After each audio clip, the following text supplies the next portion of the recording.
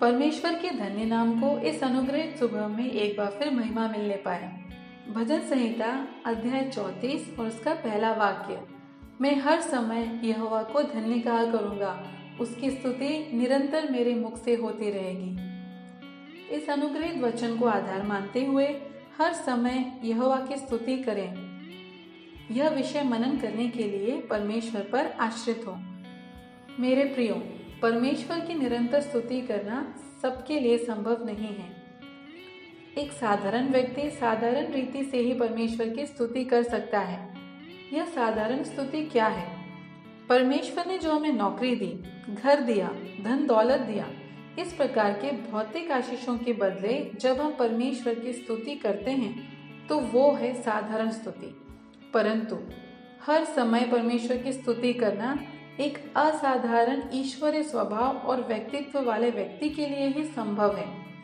अचानक आने वाले कष्टों, रुकावटों और दुखों के मध्य में भी परमेश्वर से बिना कुछ सवाल किए परमेश्वर के नाम को उठाने, महिमा देने और परमेश्वर की स्तुति करने का एक ईश्वरीय स्वभाव और अनुभव है। ये हर समय परमेश्वर की स्तुति करने वाले असाधारण व्यक्तित्व के अधिकारी थे परमेश्वर के भक्त अय्यूब। उनके बच्चे, दास, जानवर, उनके पास जो कुछ भी था, यहाँ तक कि उनका स्वास्थ्य भी नष्ट होने की उस अवस्था में भी अय्यूब की पुस्तक पहला अध्याय और 21वें वचन में अय्यूब ऐसा कहते हैं, यहोवा ने दिया और यहोवा ही ने ले लिया। अगला ध्यान दे, यहोवा का नाम धन्य है। एक परमेश्वर के भक्त ने कुछ इस प्रकार कहा, मुझे याद आ रहा है कि हमारे जीवन के समस्त कष्ट और जीवन काल के संपूर्ण दुख और दर्द सब हम एक साथ मिलाएंगे और उसे परमेश्वर के भक्त अय्यूब के जीवन के कष्टों से तुलना करें तो हमारे जीवन के तमाम कष्ट अय्यूब जो परमेश्वर के भक्त थे उनके जीवन के एक दिन के कष्ट के बराबर भी नहीं है। हर समय परमेश्वर की स्तुति करने वाले एक असाधारण व्यक्तित्व के अधिकारी हम में से हर एक जन बने, यह मैं परमेश्वर में आशा करता हूँ।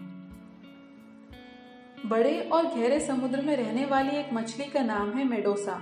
यह मछली अनेक प्रकार के छोटे छोटे जीवों को निगल जाती है।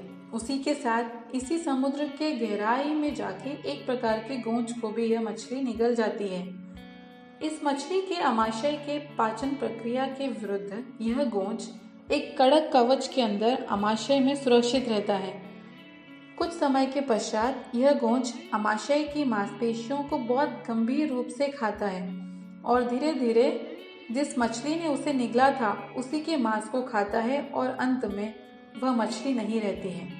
मेरे प्रियो, कई बार हमारे जीवन में भी अचानक आने वाली रुकावटें, अपने पीढ़ी के विषय की चिंता, पत्नी का पति के लिए और पति का पत्नी के लिए चिंतित होना और मन फिराव का अनुभव ना होना, यह सब हमारे अंदर रहते हुए हम प्रार्थना करने, आराधना करने में असमर्थ हो जाते हैं और धीरे धीरे हम शत्रु के अधीन हो जाते हैं। स्तुति और प्रार्थना करने में असमर्थ हो जाते हैं, बल भी नष्ट हो जाता है और अतः पराजित होने का एक अनुभव हमारे जीवन में होता है।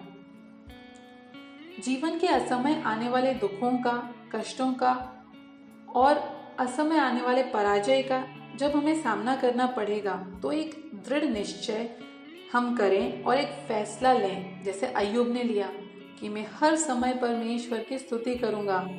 भजनकार के समान मैं हर समय परमेश्वर को धन्य कहा करूंगा, उसकी स्तुति निरंतर मेरे मुख से होती रहेगी। मेरा कुछ भी नष्ट क्यों ना हो जाए, प्रभु यीशु पर मेरा जो विश्वास और आशा है उसका मैं कभी त्याग नहीं करूंगा। इब्रानियों की पत्री 13वां अध्याय और 15वां वचन में ऐसा लिखा है, इसलिए हम उसके द्वारा स्तुति रूपी बलिदान अर्थात उन होठों का फल जो उसके नाम का अंगीकार करते हैं परमेश्वर के लिए सर्वदा चढ़ाया करें। जब हम भलाई का अनुभव करते हैं तो धन्यवाद रूपी बलि अर्पित करते हैं। उससे बढ़कर जब हम परेशानियों के मध्य में जब स्तुति और धन्यवाद की बलि चढ़ाते हैं तो परमेश्वर आनंदित होते हैं। अतः हमारे मुख से हर समय परमेश्वर की स्तुति होती रहे।